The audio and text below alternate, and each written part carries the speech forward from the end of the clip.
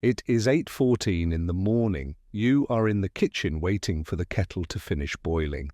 The light is soft, the street outside is quiet, and your phone is face down on the counter. The first thing you notice is not sound, but light. A brief, white flash washes the room. No thunder, no explosion, just a sudden, sharp brightness that makes the stainless steel sink flare like a mirror. For half a second you think, power surge. Then the kettle light goes out, the fridge hum dies, and the house falls perfectly silent. Your phone vibrates on the counter. You pick it up, still half annoyed about the power. The screen is already filled. Emergency alert, nuclear explosion. Reported, take shelter immediately. No tones, no siren, just the quiet buzz still echoing in your hand. Outside, a car alarm starts. Somewhere down the street, a dog begins to bark and then stops abruptly. The refrigerator does not come back on. For a few long seconds, your brain searches for any other explanation, error, hoax, drill. You stare at the words and wait for them to change into something harmless. They do not. You feel your heartbeat in your throat. The air seems suddenly thin. Somewhere very far away, there may have been an explosion you did not hear. What matters now is where you are standing, how much wall is between you and outside, and what you decide to do in the next 60 seconds. You don't need more information yet. You need to move. You are still in the kitchen. The phone is in your hand. The power is out. The words on the screen have not changed. Say it out loud. This is real enough. That phrase is your mental switch. You do not need to know if it is a false alarm. You do not need to confirm which city was hit. You need to act as if this is real, because the cost of being wrong about caution is nothing compared to the cost of being wrong about denial. Step away from the window. Do not look outside for the flash. Do not try to see the horizon. The glass in front of you is the weakest point in the room, and whatever is coming will not care that you wanted to understand it first.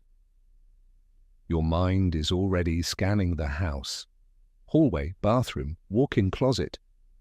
Any space with no windows, surrounded by walls on all sides. That is where you need to be. The civil defense principle is simple. Fallout is your main threat now. Radioactive particles will drift down like dust over the next hours. The more walls and dense material between you and outside, the lower your dose. Distance and shielding matter more than perfect information in minute one. Breathe. Take one slow breath. 4 seconds in, hold 2, 6 seconds out. This is not wasted time. This stops your hands from shaking so you can function.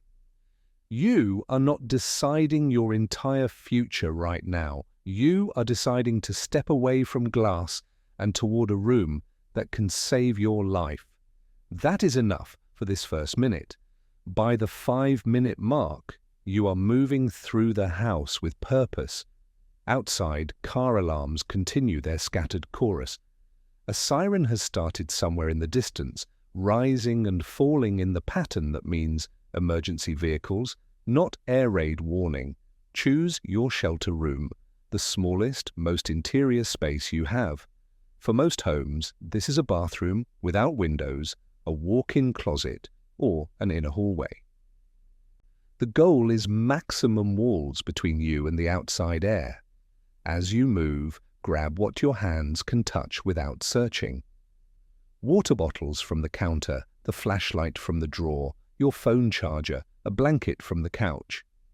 If you own a battery-powered radio, take it. Do not open closets to hunt for supplies. Take what is visible, what is fast, what does not slow you down. If anyone else is in the home, use short phrases. Inside room, no windows, now. Simple words reduce panic. Complex explanations create delay. The civil defense principle, fallout danger, rises in the first hours after a detonation as radioactive particles settle from the atmosphere. Being indoors, behind walls, before that dust begins falling is critical. Every minute you spend exposed increases your dose. Every wall you put between yourself and the sky decreases it. Name what you are doing. I am choosing to move, not freeze. Giving your actions a label helps override the urge to stand and stare at your phone, waiting for updates that may never come. You will want to call people. You will be tempted to step outside and look. Right now, every wall you put between yourself and the world is worth more than a rushed conversation that may not connect. Move. By 15 minutes after the alert, you are inside the chosen room. The door is closed. The light is dimmer here. Through the walls, you can hear more sirens in the distance, layering over each other in a sound that has no clear source. Now you build your shelter tighter. Push furniture against the inside wall that faces the outdoors, a dresser, a heavy table, anything with mass. Stack books, storage bins, filled suitcases, bags of anything dense along that barrier.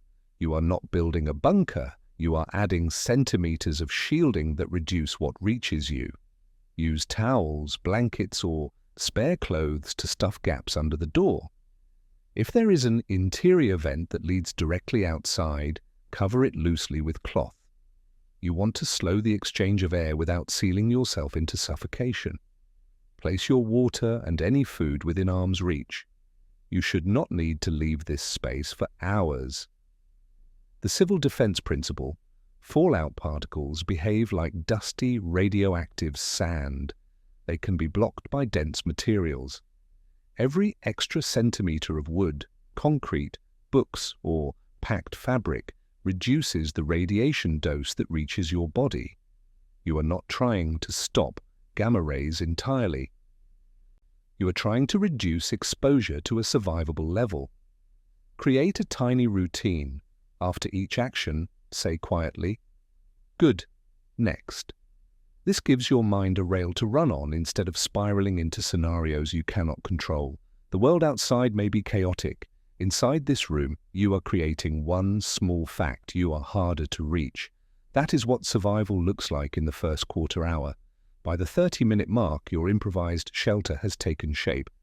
Your breathing has slowed. Your hands still tremble occasionally, but less than before. Now you improve what you have built.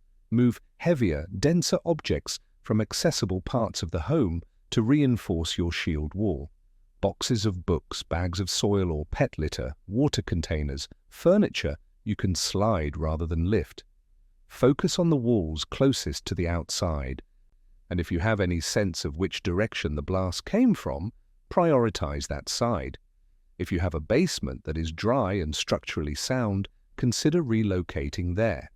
Below-ground spaces offer the most natural shielding, but only make this move if it is quick, if the route keeps you behind walls and away from windows, and if the basement does not require you to cross outdoor areas or open the house to outside air. The civil defense principle: every layer of dense material between you and the fallout reduces your exposure. A basement with earth on all sides can cut radiation dose by 90% or more compared to an above-ground room with windows. Tell yourself, this may feel strange, but it is rational. You might feel foolish stacking books against a wall in your own home. You might also be cutting your radiation dose in half. The discomfort of looking odd is not a factor that matters today. Protect. You are not preparing for a movie scene. You are reducing a number, the cumulative dose your body absorbs over the next 24 hours. Every bag, every book, every piece of furniture between you and outside changes that number. You will not care about feeling silly tomorrow. By the 1-hour mark, your shelter is more solid. The sirens outside have become background noise, present but no longer startling. Your phone may show missed calls, failed message attempts, or simply no signal at all. Turn off push notifications and dim your screen to preserve battery. If you have any cellular service, send 1 or 2 clear texts to the people who matter most. Sheltering inside, safe for now, cannot talk. Stay indoors. Keep it short.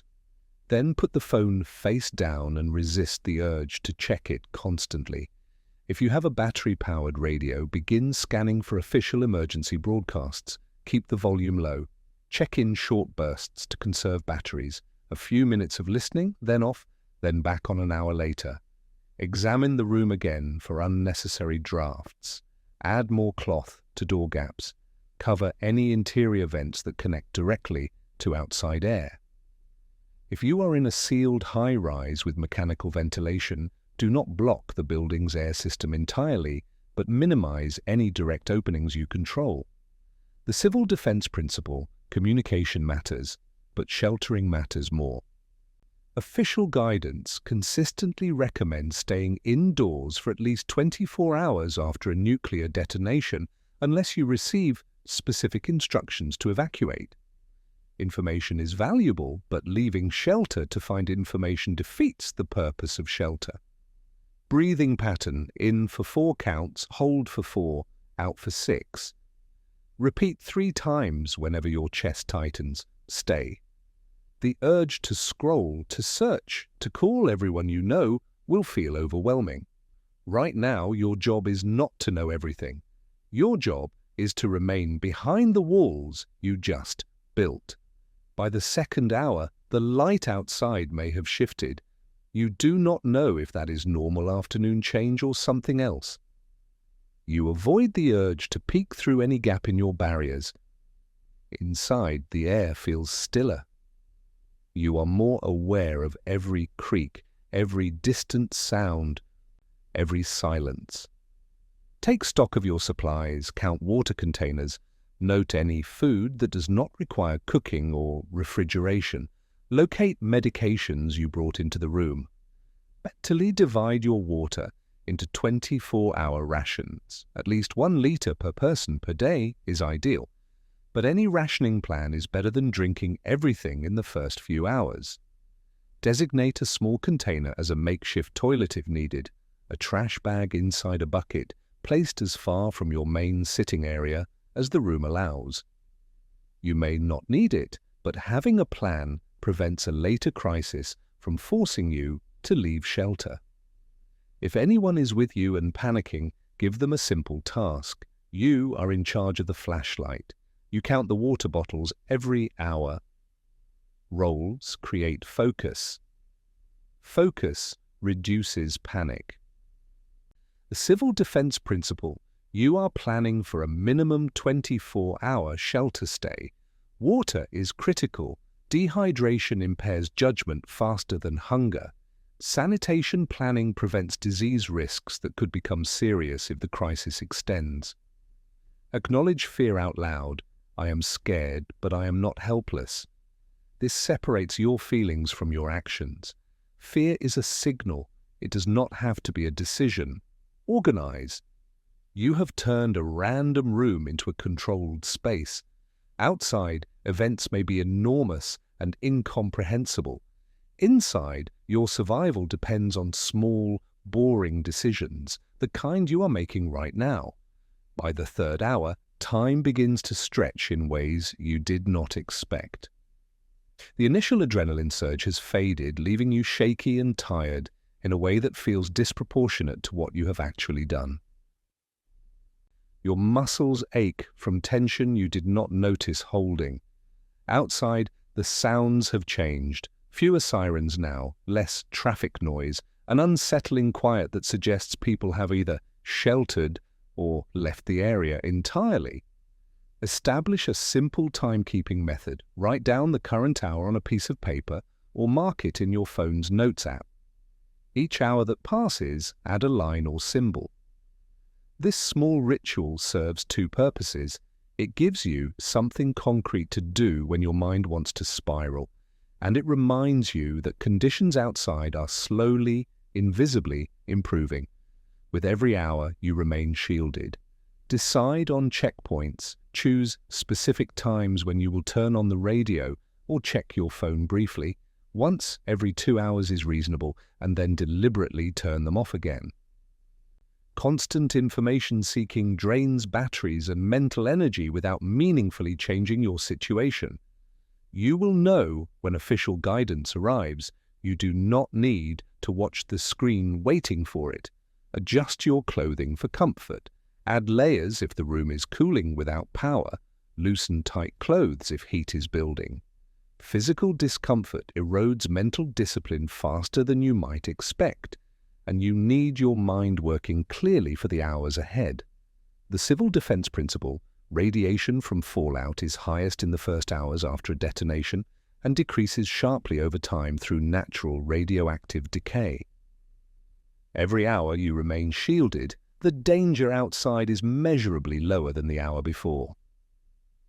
Tracking time is not just psychological comfort, it is a reminder that you are outlasting the most dangerous period by doing nothing more dramatic than staying where you are. Self-instruction. This is when panic tries to come back. I notice it and I return to the routine. Wait.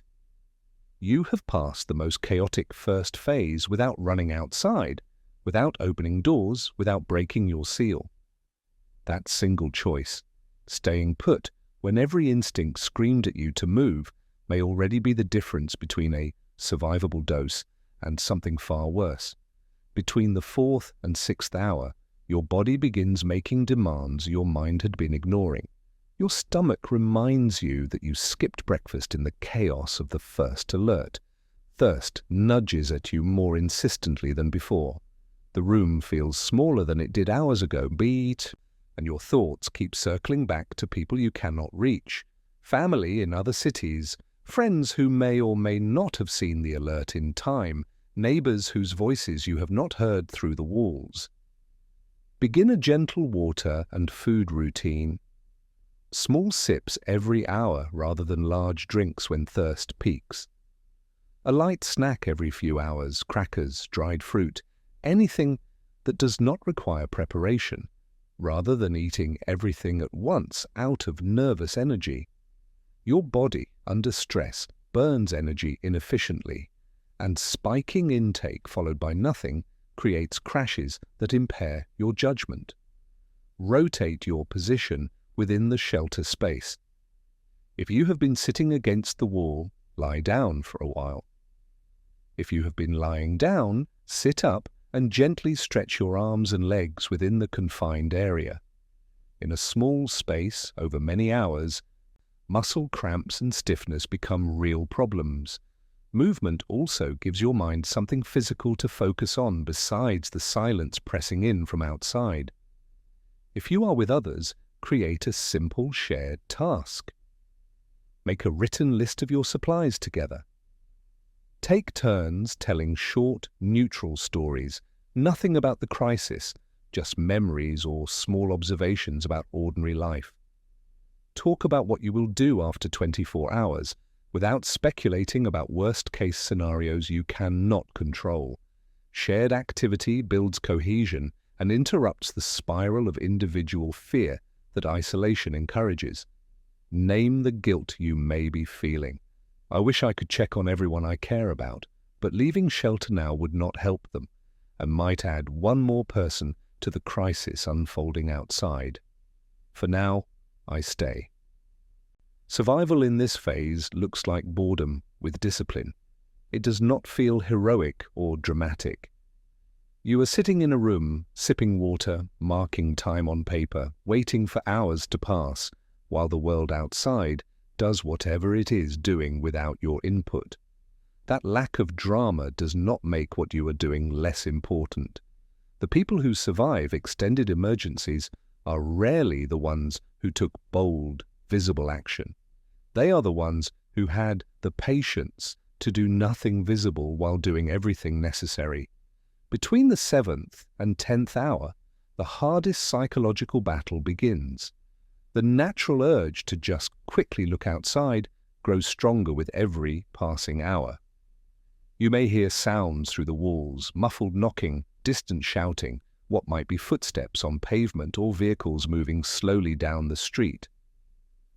Your imagination fills in details you cannot verify, neighbors wandering in confusion, emergency vehicles you should flag down, family members who might be searching for you right now while you hide in a sealed room. Decide in advance. You will not open the door to the outside environment unless the building itself is in immediate danger from fire or structural collapse. This is not a rule you negotiate with yourself each time you hear a sound. This is a decision you made hours ago and you are simply following it now. The negotiation already happened. The answer is already no. If someone knocks on your door, respond through the barrier without opening it. Keep your message simple and clear. It is not safe outside. Get inside a building, away from windows, and stay there. Do not begin long conversations through the door. Do not let guilt or curiosity override the boundary you have established. Your shelter is not a community resource right now.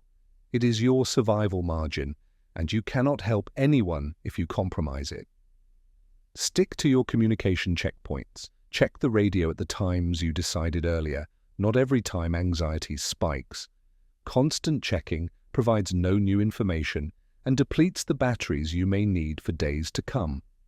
The civil defense principle, fallout particles may be thickest on outdoor surfaces during these hours as they continue settling from the atmosphere. Opening doors or windows draws contaminated air and radioactive dust into your shelter space. Every exchange between inside and outside air increases your potential dose. Minimizing these exchanges is one of the most important things you can control. Internal thought: listen, don't move. Remind yourself in plain, direct words. Curiosity is not worth my life. It sounds harsh when you say it. Say it anyway. Write it on the paper where you are marking time if that helps. The hardest part of sheltering is not the first alarm, not the scramble to gather supplies, not the initial fear of the unknown. The hardest part is saying no to the door handle when your whole nervous system is screaming at you to check, to help, to see what is happening, to do something other than wait in a dark room while the world changes outside. You wait anyway. That is the discipline that saves lives. As evening falls, darkness outside increases your sense of isolation. Inside the shelter room, your flashlight or a single candle may be your only light source. The accumulated strain of the day, the fear, the waiting, the constant low-level vigilance, settles into your muscles, your eyes, your mind. You are more tired than you have ever been after a day of doing almost nothing visible. Prepare for rest without fully going off duty. If you are with others, choose someone to stay lightly awake while the rest sleep, trading shifts every few hours through the night. If you are alone, set a phone alarm for a brief radio check in 3 or 4 hours. Then allow yourself to close your eyes and let your body recover what it can. If you must use a candle for light, place it in a wide, stable container, a bowl, a pot, anything that will catch wax and contain flame if it tips. Keep it well away from fabric, paper, blankets, or anything else flammable. Never fall asleep with an open flame burning in an enclosed space. A battery-powered light is far safer and should be your first choice if you have one available. Use layers or blankets to regulate your body temperature. Without power, the room will gradually drift toward outside temperature over the coming hours. If it is cold, insulation becomes critical for rest. If it is hot, conserve your energy by moving slowly, staying hydrated with small sips, and accepting that comfort will be limited. The civil defense principle, the first night is still part of the elevated fallout risk period. However, radiation intensity is already significantly lower than it was in the first hours after the detonation. The most dangerous window is behind you. Every hour you have remained sheltered has been accumulating safety you cannot see but can reasonably trust. Guided breathing. Before attempting rest, inhale for 4 counts, exhale for 8 counts. Repeat the cycle until you feel your shoulders drop and your jaw unclench. Endure. Sleep, if it comes at all, will be shallow and interrupted. You will wake at small sounds, real or imagined, and lie awake wondering if you should check the radio, if you missed something important, if staying here is still the right choice. That pattern of interrupted rest is not failure. That is your body doing what it can, under conditions it was never designed for, remaining alert to threat while trying to recover. Rest what you can, conserve what you have. The dawn will come eventually, and you will need whatever reserves you have managed to preserve. In the hours before dawn on the second day, you surface from short, restless sleep. Your sense of time is blurred. The room looks the same in darkness as it did hours ago, and for a moment you are not sure if minutes or hours have passed. But your paper marks remind you where you are in the timeline. You are approaching a full 24 hours since the alert first appeared on your phone. Check the radio more deliberately now with focused attention rather than anxious scanning. Listen for official guidance, mentions of all clear zones, recommended shelter duration, evacuation routes, or locations of aid stations and distribution points.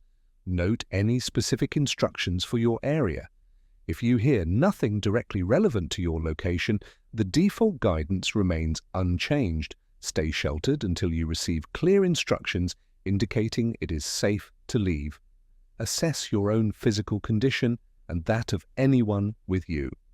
Dizziness, nausea, or vomiting can indicate radiation exposure, but they can also result from stress, dehydration, lack of sleep, or the accumulated anxiety of the past day. Do not assume the worst.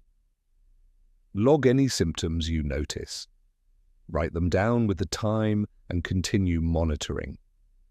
Observation is more useful than panic, and many symptoms have multiple possible causes. Gently stretch within your shelter space to work out the stiffness of hours in a confined area. Check your shielding barriers and adjust anything that has shifted during the night. Recount your water supply and recalculate your rationing plan based on what remains and how long you may need to stay. The Civil Defense Principle.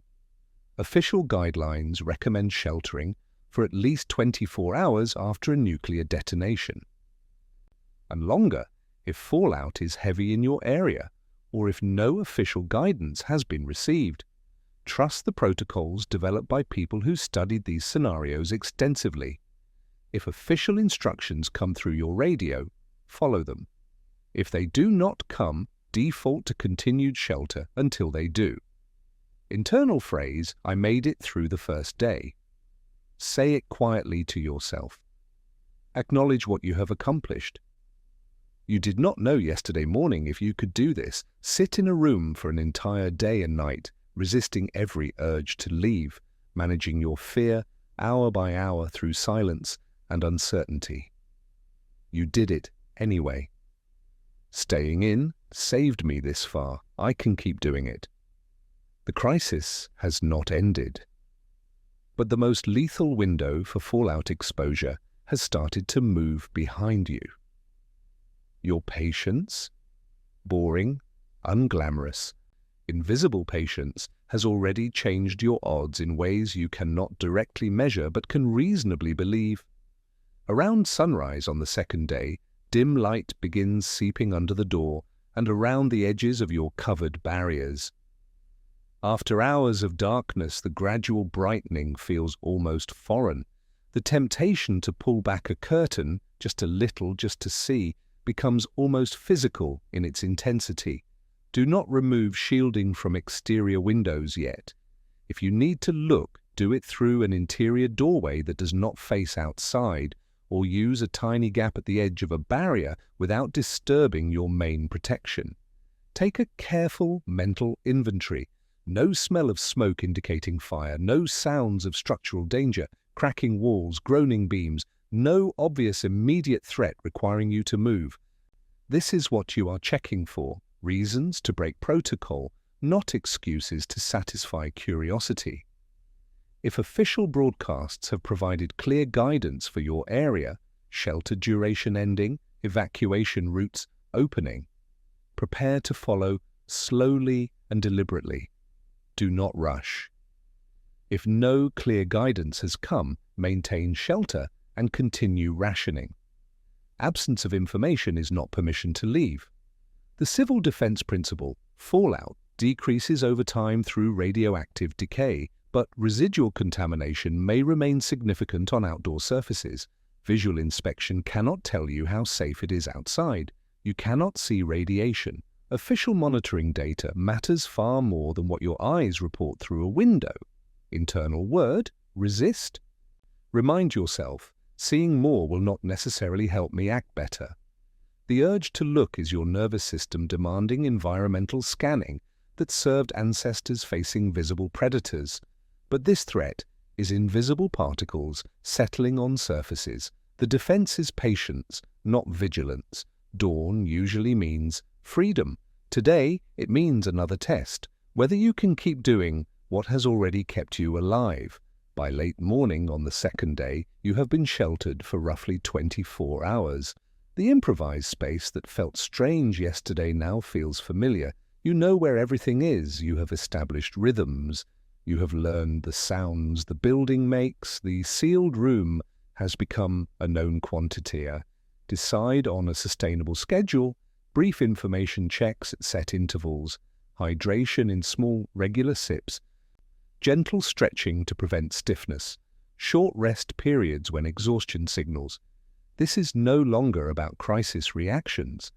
This is about routine that can carry you through an extended emergency.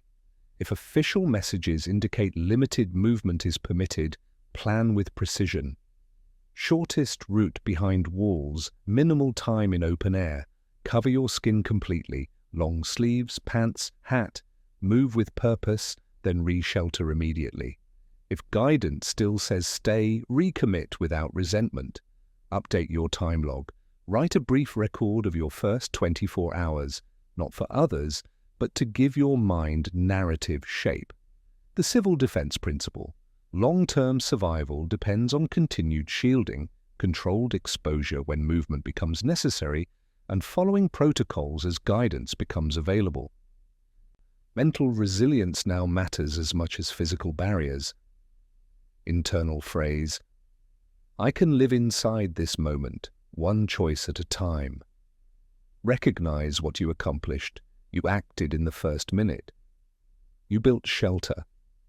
You stayed when every instinct urged you to leave.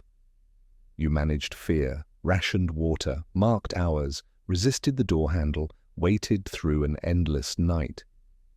You endured without breaking.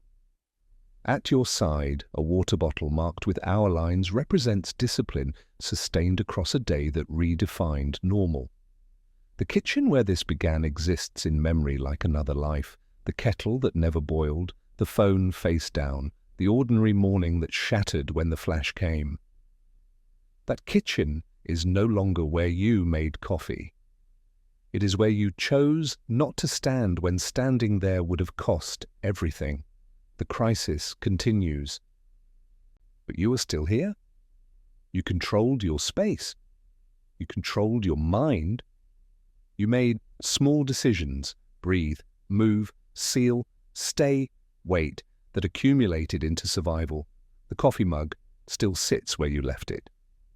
You remember only the light, the silence, the words on your screen, and the choice you made in 60 seconds. You chose to move.